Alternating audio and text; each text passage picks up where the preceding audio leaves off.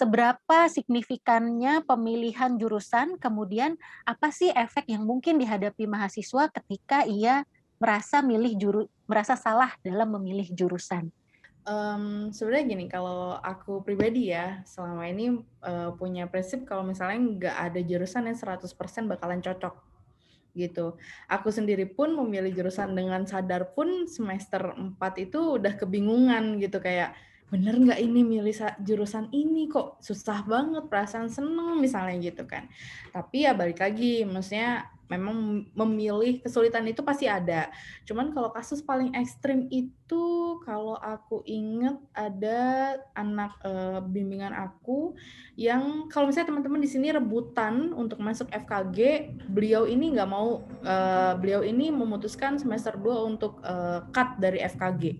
FKG-nya FKG UB, beliau lolosnya di SBMPTN, which is mungkin teman-teman SMA tahu betapa susahnya persaingan ke FKG ini. Dia akhirnya menemukan bahwa semester 2, aduh gue kayaknya nggak IPA banget deh anaknya. Padahal kayak mungkin menurut teman-teman kayak, kan masuk FKG IPA-nya harus kenceng banget gitu.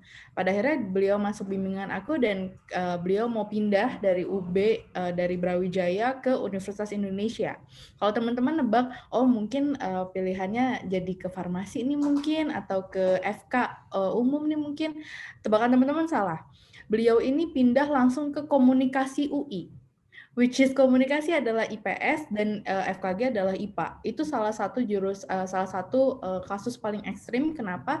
Karena di semester 1 beliau merasakan bahwa, "Oh, FKG ini ternyata bukan seperti yang aku bayangin," gitu. Karena semester 1 ini kan anak-anak FKG yang setahu aku, mereka harus belajar basic-basic dulu lah pasti tentang dokter gigi dan lain sebagainya. Nah, di bayangan beliau, nggak ada nih basic-basic kayak misalnya buat, kayak buat gigi-gigian dari semen dan lain sebagainya. Dan dia pun nggak, ibaratnya tidak tahu bahwa dari semester 1 pun memang biaya yang dikeluarkan, banyak gitu kan. Akhirnya dia ngerasa, "Oh kayaknya salah nih, salah jurusan." Akhirnya dia pindah ke komunikasi UI, yang which is setelah dia masuk ke komunikasi ternyata memang passion-nya ada di situ. Ternyata memang dirinya seneng komunikasi, seneng kayak broadcasting, media, dan lain sebagainya. Aku bakal sharing mungkin ya kalau misalnya dari mahasiswa, gimana sih, dampak dari seseorang mengalami salah jurusan gitu kan. Misalnya kita nggak pokoknya intinya salah gitu, salah jurusan tidak tidak sesuai dengan apa yang kita mau gitu kan. Nah di sini yang pertama bakal ngerasa kebingungan gitu. Gimana sih maksudnya kebingungan tuh, kebingungan ketika teman-teman ditanya yang tadi udah aku bilang gitu kan, kayak misalnya bagaimana planning kamu 5 tahun ke depannya di jurusan ini, gimana? Dia tuh bakal bingung kayak, "Ya aku nggak tahu, aku ikut jurusan, ambil ini, ambil-ambil aja," gitu kan. Kayak yang penting mungkin, aku bakalan ngejar yang penting nilainya B atau apa gitu. Kebanyakan teman-teman aku yang salah jurusan tuh kayak gitu, bingung pas ditanya, "Kamu ngambil jurusan ini mau ngapain?" Terus yang kedua itu ketika belajar dia akan sulit konsentrasi gitu, di mana ketika misalnya belajar tuh mungkin lebih ngantuk, tidur. Ini bukan gara-gara kecapean begadang karena terlalu banyak belajar, jadi itu dia emang kayak interest-nya kurang. Kan emang kalau misalnya orang yang ketika ngedengerin orang berbicara, kalau interest-nya kurang itu dia tuh bakal ngerasa lebih mudah mengantuk, tapi ketika dia ngerasa interest-nya tinggi akan lebih matanya melotot, bahkan nggak kerasa waktu tuh udah 2 jam aja gitu kan. Nah itu ciri-ciri kalau misalnya, salah jurusan tuh kayak sulit konsentrasi. Terus yang ketiga itu tidak banyak berkembang di jurusan itu, kayak misalnya ditanya, "Dari jurusan ini kamu udah 2 tahun nih, udah 4 semester," gitu kan, "Apa sih, perkembangan-perkembangan yang udah kamu dapat?" Gitu kan. Nggak ada, biasa-biasa aja, "Aku kuliah ya kuliah, ngerjain tugas, udah selesai kumpulin," gitu doang. Pas ditanya tuh dia nggak banyak berkembang gitu kan. Terus yang keempat, kehilangan semangat dan ketertarikan. Jadi, kalau misalnya lama-kelamaan kan materi makin susah ya, jadi kayak makin semangat, kayak kuliahnya bolos-bolos gitu kan, terus kayak ketertarikannya juga udah berkurang. Jika seorang mahasiswa sudah terlanjur nyemplung dan merasa salah jurusan, kapan nih waktu yang tepat, untuk, ambil strategi lain? Kapan harus menyerah dan kapan harus bertahan? Kalau aku pribadi mungkin ini dari pengalaman aku sendiri kali ya. Kalau misalnya jurusan sastra Prancis itu biasanya orang-orang nyari, maksudnya biasanya orang-orang milih jurusan sastra Prancis itu adalah jurusan buangan gitu kan. Biasanya kalau nggak dari HI, dari mana pilihan keduanya sastra Prancis. Jarang banget ada teman-teman aku yang sastra Prancisnya itu murni memang minatnya terhadap bahasa asing kayak gitu. Itu jauh banget, maksudnya kayak jauh lah, nggak ada gitu. Nah, Biasanya teman-teman atau sesuai dengan pengalaman aku, biasanya di semester 1 itu lihat dulu. Kalau misalnya kita emang bener-bener udah nggak tertarik banget nih sama pelajarannya, kayak ke kampus juga ogah-ogahan, terus kemudian bener-bener nggak menemukan pandangan kira-kira nih ke depan, aku nih mau ngapain gitu, mau ikutan apa, atau mungkin kayak sebatas kayak misalnya mungkin kuliah nggak mau masuk, atau ogah-ogahan, tugas nggak ngerjain, atau bahkan ngerasa, pokoknya sebenarnya ciri-cirinya adalah menurut aku, kita udah nggak punya motivasi sama sekali untuk ke kampus gitu. Mau itu ikutan kelas, atau mungkin ke kampusnya cuma buat ikutan organisasi atau kepanitiaan, itu sama sekali nggak ada motivasinya gitu. Kayak ya udah ke kampus, males-malesan atau mungkin bahkan bolos. Kebanyakan sih teman-teman aku kayak gitu, dan kebanyakan juga anak-anak yang jadi bimbingan aku, biasanya kalau misalnya kuliahnya mereka mau pindah, biasanya kayak gitu. Dari semester 1 pun mereka sudah merasa bahwa, duh apaan sih kok gini, ternyata kok gitu, ternyata misalnya gitu. Pertimbangkan matang-matang, langsung putuskan di semester 3 itu. Nah, sebisa mungkin kita membuat informed decision.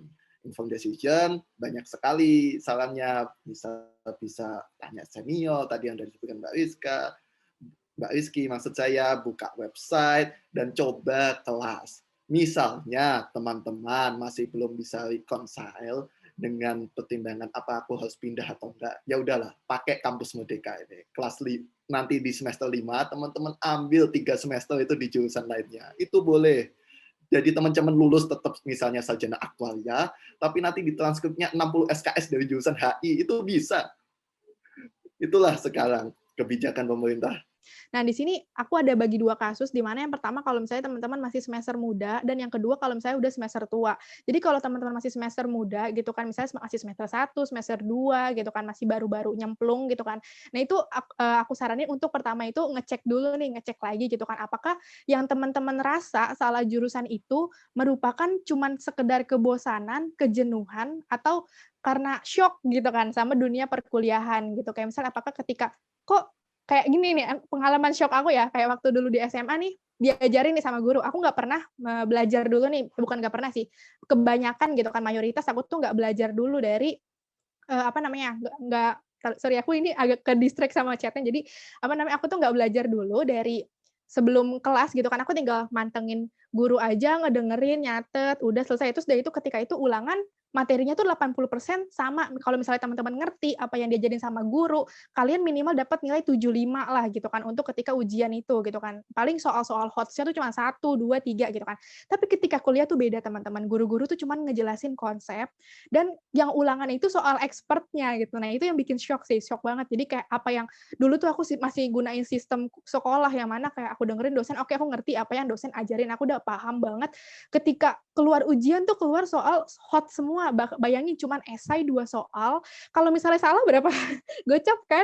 Nah itu kayak gitu, tapi kalau di SMA kan kayak 10 soal gitu atau berapa gitu kan, masih banyak lah kemungkinan teman-teman buat dapat nilai bagus. Kalau di kuliah tuh kayak gitu. Bagaimana tetap fokus pada jurusan yang sudah diambil, meskipun itu bukan pilihan utama, tapi pilihan sebenarnya dapatnya nih di pilihan kedua atau ketiga nih, baik di PTN maupun di PTS. Dosenku pernah bilang, jalani semaksimal mungkin apa yang dosen tugaskan. Kalau misalnya ada kelas, selalu ikuti. Kalau ada kuis, selalu belajar. Anggaplah memang jurusan ini adalah bekal soft skill untuk teman-teman, ibaratnya gitu. Kalau misalnya emang nggak pengen banget di jurusan itu sebenarnya, tapi nggak punya kesempatan juga, misalnya kayak orang tuanya nggak ngebolehin nih untuk pindah jurusan, nggak di situ aja misalnya gitu. Nah tapi supaya ibaratnya UKT-nya kan mahal ya, UKT kan mahal, terus kayak capek kuliah gitu, biar nggak sia-sia keluarnya, tetap asah soft skill-nya gitu, dalam artian ikut organisasi, kepanitiaan, betul kata Mas Ilham, ikut magang dan lain sebagainya, cari interest yang lain daripada jurusan teman-teman yang ibaratnya efeknya apa nih ketika kita punya interest lain di dalam kampus ini, nantinya akan berdampak juga sama kuliah kita, dalam artian, oh kita punya tujuan nih, hari ini mau ke kampus, mau ngapain ya gitu. Kalau misalnya offline ya kuliahnya, kayak oh iya hari ini ada rapat nih sama kepanitiaan ini, oke deh, ya nggak apa-apa deh, kuliah dulu aja, misalnya kayak gitu. Nah, jadi masih punya hal-hal baik lah intinya yang bisa dibawa. Nanti kalau lulus kuliah tuh nggak kosong-kosong banget gitu, karena kita nggak bisa bohong juga ya, maksudnya IPK juga sebuah tanggung jawab yang memang harus dijalani, tapi tetap juga kita harus punya soft skill supaya kita keluar tuh nggak kosong-kosong banget kayak gitu. Itu saran dosen muda aku waktu itu. Terus aku ikutin lah, memang aku milih jurusan sastra ini memang karena minat. Cuman ketika aku mengikuti saran beliau, aku pun keluar dengan output yang nggak buruk-buruk banget lah gitu. Dan teman-teman aku pun yang aku lihat salah jurusan ketika masuk ke sastra Perancis ini pun bisa jadi orang karena si soft skill dia ini gitu. Kalau aku ya, menurut aku gitu. Kalau kata dosen muda aku gitu dulu. Emang benar sih gitu kan, kayak intinya tuh kalau teman-teman udah emang kejeblos gitu kan, anggaplah itu sebagai asahan soft skill, dan ketika teman-teman mau reach tujuan teman-teman yang sesungguhnya, bisa kok selain dari kuliah buat ngeraih itu gitu kan. Nah, saran dari aku kalau misalnya mau milih SNMPTN, kayak misalnya teman-teman emang udah tahu minat dan bakatnya apa, jangan pilih jurusan yang jauh-jauh banget gitu loh. Kayak misalnya teman-teman punya minatnya ada apa ya, minat di matematika, tapi nanti pilihnya itu karena keren gitu ya, milih matematika sama pendidikan dokter. Pendidikan dokternya karena keren, matematikanya karena minat. Nah, itu kan kayak jauh banget. Nah, mendingan tentuin aja maunya apa. Kayak misalnya aku tuh kemarin pas SNMPTN jadi tuh dulu aku sukanya matematika, sampai aku tuh bilang ke teman-teman aku pokoknya mau ngambil matematika gitu kan. Terus kayak ternyata aku dapat insight dari guru aku gitu kan, kayak ini ada jurusan baru, terus aku juga lihat dari Google, ilmu aktuaria aja gitu kan. Nah, tapi aku tuh bener-bener milihnya jurusannya tuh yang pertama ilmu aktuaria, yang kedua statistika. Dan ternyata bener aja ketika aku terjun di Departemen Matematika UI, matematika, statistika, sama ilmu aktuaria tuh nggak beda jauh. Jadi kayak bedanya gini, kayak misalnya ilmu aktuaria itu kan ada penyetaraan ya buat gelar gitu sertifikasi aktuaris kan dari Persatuan Aktuaris Indonesia, yang dimana tuh teman-teman bakal dilihat kredibilitasnya dari banyaknya sertifikat yang udah teman-teman dapat gitu kan. Nah, untuk di matematika, statistika sama aktuaria itu bedanya cuman kalau di UI tuh ilmu aktuaria bisa apa ya, ikut penyetaraan 7 mata kuliah penyetaraan aktuaris, yang statistika cuman 5 dan matematika cuman 3. Jadi tuh kayak nggak beda jauh gitu loh, kayak misalnya kalau misalnya teman-teman tuh pilih yang yang selaras gitu lah ya, pilih nggak beda jauh dari sistemnya gitu, kayak matematika, statistika, ilmu aktuaria gitu kan. Kalau bisa jangan jauh-jauh banget biar nggak kejeblos gitu sih, karena pada dasarnya materinya pun nggak beda jauh, untuk kan yang penting kita pembelajarnya kan, kayak apa namanya, mata kuliahnya gitu kan, terus sistemnya apa yang dipelajarin gitu, konsep-konsepnya gitu sih, Kak. Kampus Merdeka tadi, lagi-lagi kita bahas Kampus Merdeka itu. Salah satu tujuannya juga untuk mengasah soft skill teman-teman itu tadi. Jadi misalnya aktualia, saya kira kok sayang belajar teori di kelas 8 semester zaman dulu itu. Sekarang semester 6 langsung masukin ke bank, langsung masukin ke Big Four, cemplungin langsung di situ, cobain tuh kerjaannya. Rasanya mantap memang, langsung kerja di Big Four semester 6. Udah ada ini Mbak Asa. Kalau teman-teman yang saya dapat info dari IE sih, anak IE itu langsung cemplungin di Big Four, magang di sana, ya beneran ikut kerja dari pagi sampai ketemu pagi lagi gitu, ala-ala konsultan keuangan. Nah, dari situ teman-teman ilmunya dapat, cuannya juga dapat, soft skill-nya dan nilai A-nya juga dapat. Oh, itu aja sih dari aku.